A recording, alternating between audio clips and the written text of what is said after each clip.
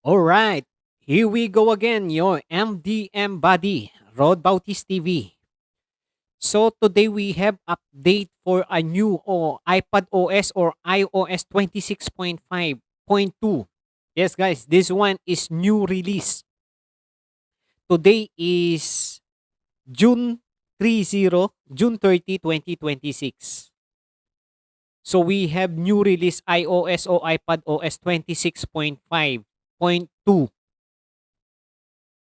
As you can see, we have already this we have the test unit iPad 9th generation. Let's try if this iOS still can bypass or not. Of course, before we proceed, you need to download the 3U tool first. Just go to your browser and type 3u.com, and you need to download the version 3. You can found the version 3 below. Okay? You need to get the version 3 because if you use the version 9, you can receive the error something like info missing please. That's why I always recommend use the version 3, the old one. Okay? Use the version 3. If you use this free tutorial, okay? Because the file I provided support only on this version 3, not the version 9. Okay? And then you can get also my file under description below. Rod Bautista TV MDM Untethered Bypass 2026. Yes, guys, this one is still untethered. Okay? This file is still untethered. So untethered meaning you can on and off your iPhone or iPad. No need to worry. No need to redo the process again and again. Okay, let's start. Let's begin. Let me connect my iPad first on my Wi-Fi. Wait, as you can see under 3U tools, the device is not activated yet. Okay? Not activated yet. And before you proceed, I always recommend, of course, go to Smart Flash and get the latest iOS. I always recommend use the latest iOS if you follow my tutorial. Okay? Wait until I try the latest iOS before you proceed. Okay? To prevent the hassle for you. The hassle is for me, not for all of you. Just kidding. Okay, let's continue. So, if you want to maintain like if you have iOS 15, 16, 17 or 18 or like 26.0, 26.1, if you if you want to retain or maintain that version, of course you can just go to toolbox and then just go to erase data and then hit this one, check this box. I cannot check this box because my iPad is not activated yet. But if you want to retain or maintain that version you have, just check this one and then hit erase all data and wait until the erasing is complete. Okay? That's it. But I always recommend to restore your iPad to the latest version. Okay? Now, go back to iDevice. As you can see, the iPad is not activated yet. So let me connect my iPad first on my Wi-Fi.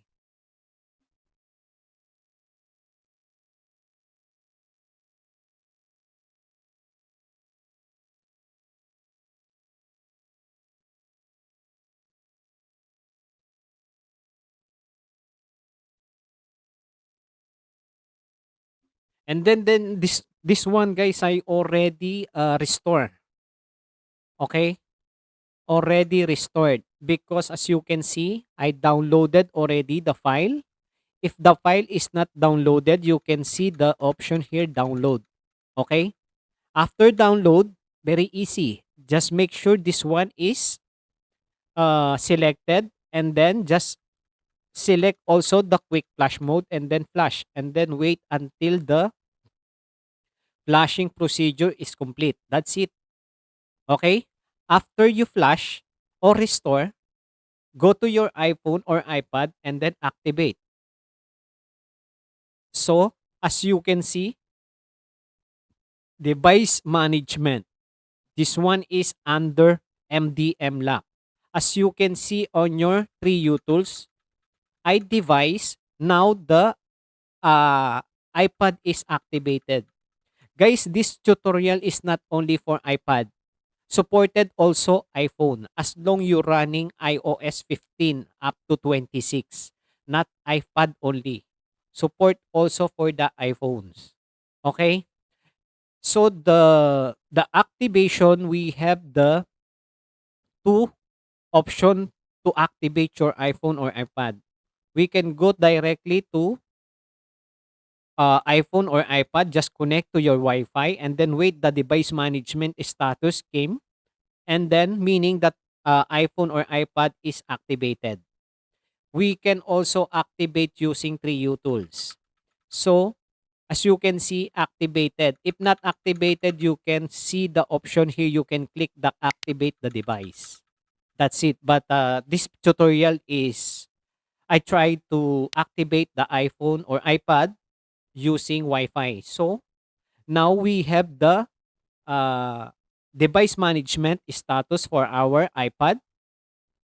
It's time to use the Rode Bautista TV MDM Bypass 2026. You need to extract this file, put on your desktop for easy to locate.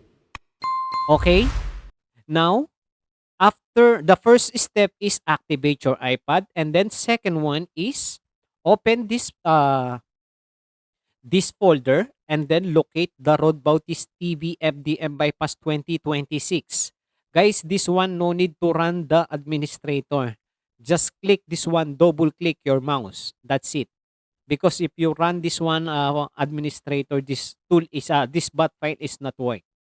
Just double click this one and then wait, and then you see the iPad is rebooted. So press any key to exit and then just close this one, no need anymore. Wait until the iPad go back to MDM status or setup menu. Okay? Okay guys.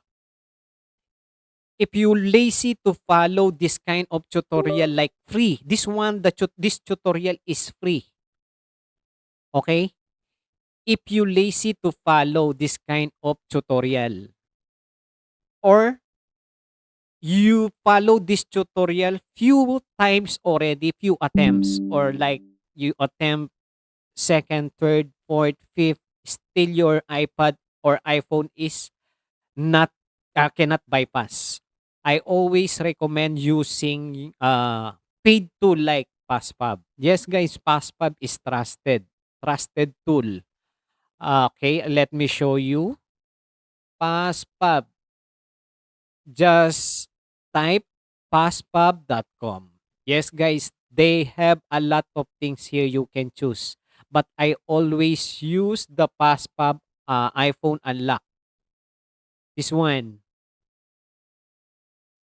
Okay? This one I always recommend. This one is tested. And I have also video tutorial how to use passpub. So we have the Windows and then we have the Mac OS. Okay? So that's it.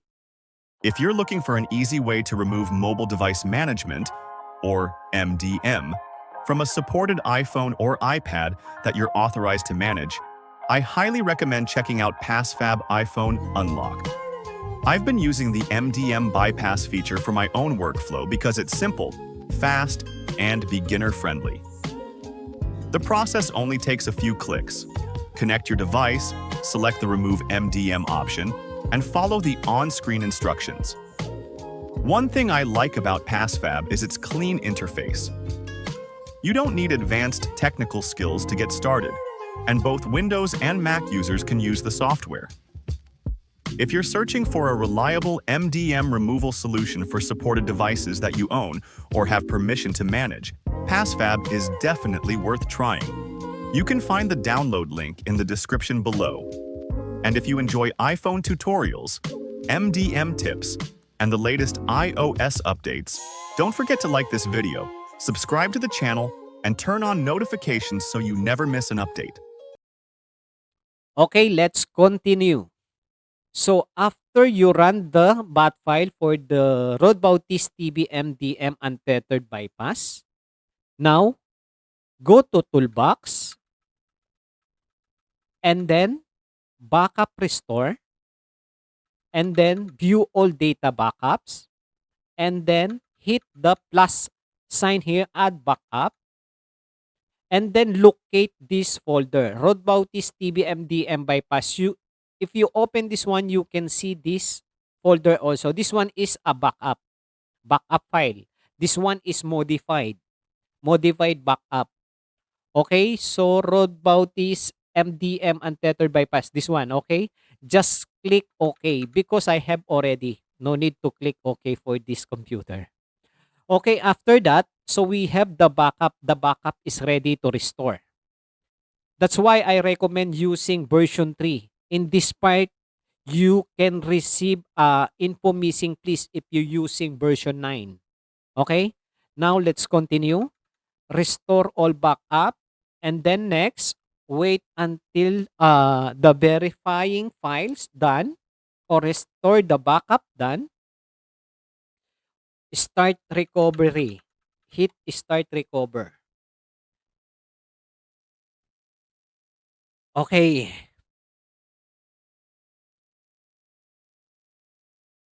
Guys, this tutorial is not for lock to owner or iCloud lock. If you have iPhone or iPad lock to owner or iCloud lock problem, this video is not for you. But if you know the password or user or password, for example, you have iPhone or iPad, MDM lock before, and then you sign in your own account. If you know the password or user or password, you can proceed. But if you don't know the passcode or user, go away in this video because this video is for MDM lock only. It's not for lock to owner or Apple ID lock tutorial.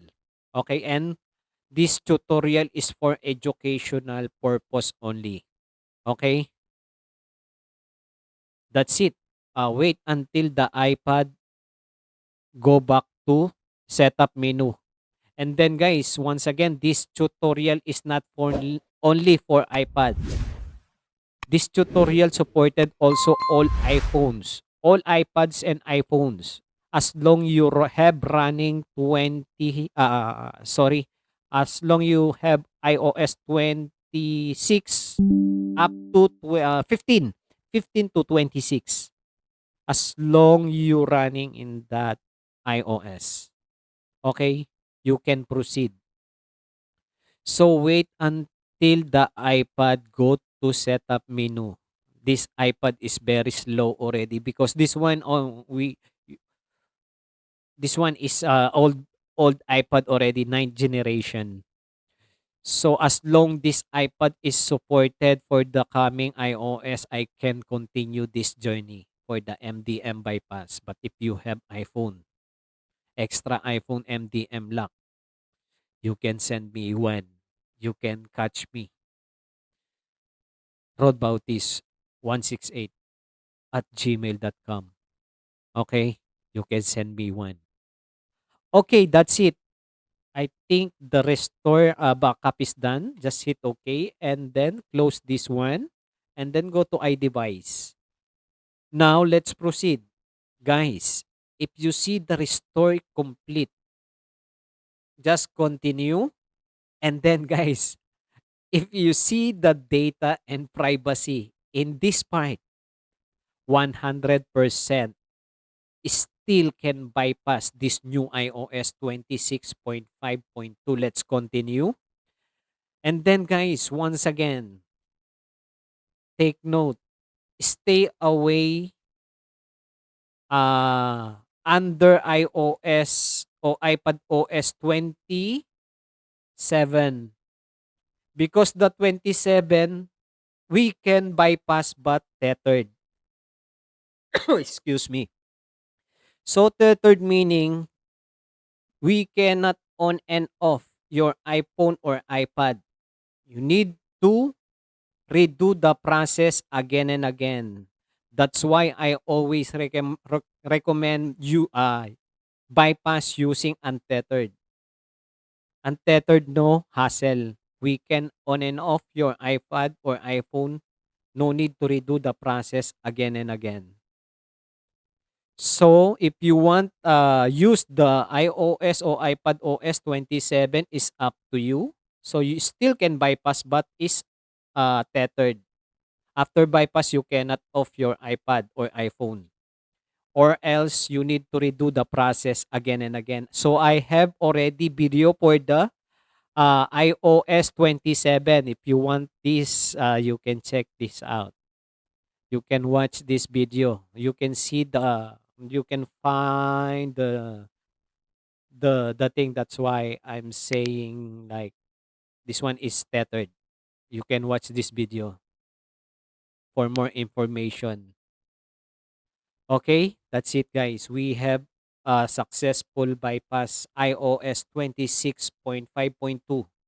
As you can see, we have 26.5.2. Same info under 3U tools. Okay? So I think that's it for this video. See you on iOS 27. Let me search about this, how to make the file untethered for all of you. Because if untethered is troublesome, for example, your iPhone or iPad going to flat or your battery is drained already, automatically your iPhone or iPad shut down. And then you need to redo the process again and again. But the untethered one is cool. For example, this one is untethered like 26. This one 26.5.2. Let me show you this one is untethered. Let me on and off. Now the iPad is off already. Now let me on again.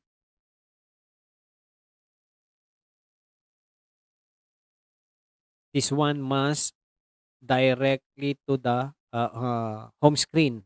It's not like MDM lock again.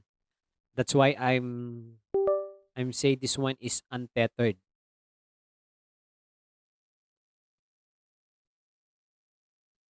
See, still bypass. But if you use the iOS or iPad OS 27, you need to redo the process again and again. Okay, I think that's it for this video. See you next one. Bye.